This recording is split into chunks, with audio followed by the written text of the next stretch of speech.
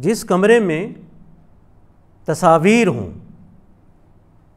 جاندار کی، ذی روح کی، اس کمرے میں نماز پڑھنا مکروہ تحریمی ہے، اور فقہا کا یہ متفقہ فیصلہ ہے، اس لیے کہ اس سے غیر اللہ کی عبادت کا شائبہ پیدا ہوتا ہے۔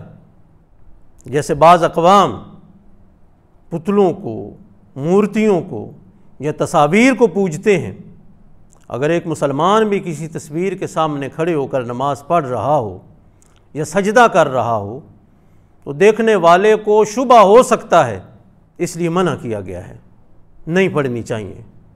البتہ ایک خصوصی صورت ہے، میرے ایک دوست نے مجھ سے پوچھا ہے کہ میں جہاں کام کرتا ہوں وہاں ہر طرف تصاویر ہیں،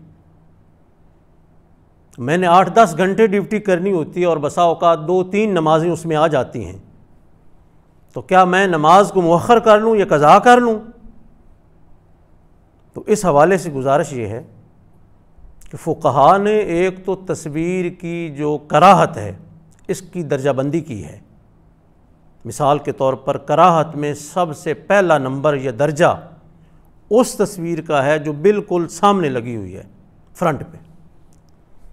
اس کے بعد جو دائیں جانب ہے اس تصویر کی کراہت ہے، اس کے بعد پھر بائیں جانب والی جو تصویر ہے اس کی کراہت ہے، اس کے بعد جو آپ کے بالکل پیچھے ہے اس کی کراہت ہے۔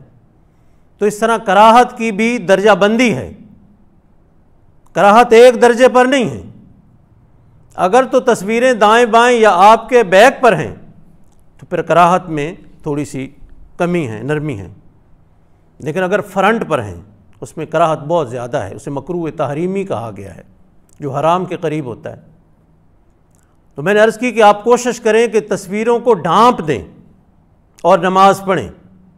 وہ کہتے ہیں کہ وہ تصویریں اتنی اونچی ہیں کہ میں ان کو ڈھانپ نہیں سکتا، یا میرے اختیار میں ہی یہ نہیں ہے کہ میں تصویروں کو ڈھانپ لوں، وہ اتنی بڑی ہیں، تو کیا میں نماز کو مؤخر کر لوں، قضا کر لوں؟ تو میں نے عرض کی کہ نہیں، آپ اس کے باوجود نماز پڑھیں۔ جیسے اگر آپ کے پاس کپڑا نہ ہو، بالکل الف ننگے ہوں آپ، پھر بھی حکم ہے کہ آپ نماز پڑھیں۔ ہاں کھڑے ہو کر نہ پڑھیں، رکوع اور سجدہ اس طرح نہ کریں، اشارے سے پڑھ لیں، لیکن نماز آپ نے وقت پہ پڑھنی ہے۔ ٹھیک اسی طرح اس صورتحال میں بھی آپ نے نماز پڑھنی ہے، یہ نہیں کہ آپ نماز کو مؤخر کریں، چونکہ آپ کی نوکری مستقل ہے، وہ ایک آدھے دن کی تو نہیں ہے، آپ نے کئی سالوں یہ نوکری کرنی ہے، یا تو آپ نوکری چھوڑ دیں کسی اور جگہ چلے جائیں۔ اگر آپ نے نوکری یہیں پر کرنی ہے تو پھر کب تک آپ نماز چھوڑیں گے؟ نماز آپ کو وقت پر ادا کرنی چاہیے، البتہ استغفار کریں، کوشش کریں کہ ان تصویروں سے ہٹ کر کوئی جگہ اللہ تعالیٰ آپ کو عطا فرما دے، میسر ہو جائے تو پھر وہاں پڑھیں۔ اسی جیسے مسائل کی وجہ سے فقہا نے غیر مسلم ممالک میں مستقل رہائش اختیار کرنے سے منع کیا ہے۔ اس کی وجہ یہی باتیں ہیں۔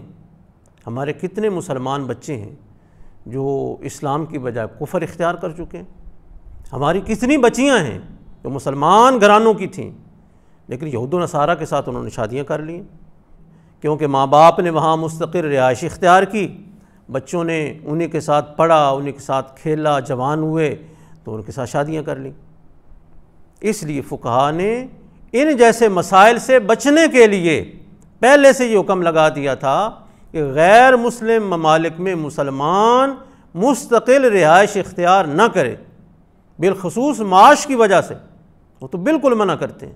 اللہ تعالی ہم سب کی حفاظت فرمائے اور اللہ تعالی ہمیں دین پر استقامت کی توفیق عطا فرمائے۔